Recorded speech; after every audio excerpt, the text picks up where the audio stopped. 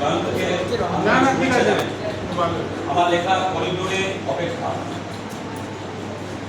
মেঘছায়া পরিবৃত শহরে প্রকাশ্য দিবালোকে আধো অন্ধকারে এক নিরালা করিডোরে জ্বলে ওঠে জরুরি আলো। সে আলোয় একে একে দৃশ্যমান হয় শস্যের হলুদ ক্ষেত, পাশ দিয়ে বয়ে চলা অনন্ত নদী, আর তার ঠিক পাশটিতে একাকী নীরব কর্ণকুটিরের মতো অনাদৃত অভিমান। আলো আরো আরো এঁকে দেয় দিগন্তগামী সর্পিল মোড়ামের পথ, কখনো ক্ষত লাঞ্ছিত পথের বিস্তার।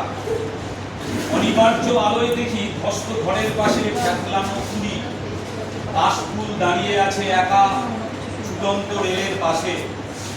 আলো পড়ে ফার্নিশের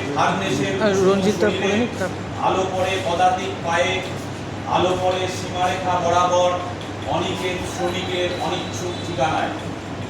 হাসপাতালের তেতলার ঘরে ভেঙে চুড়ে বল প্রয়োগে মৃতার শরীরে সেখানে কারা ঝলকে ঢেলে গেছে ক্ষমতা পৌরুষ।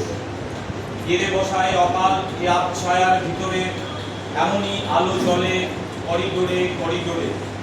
খোলা কলমে জ্বলে ওঠা এ আলোয় কোনো হিংসা নেই, কোনো দেশ নেই, আছে শুধু জরুরি, ভীষণ জরুরি এক অপেক্ষা।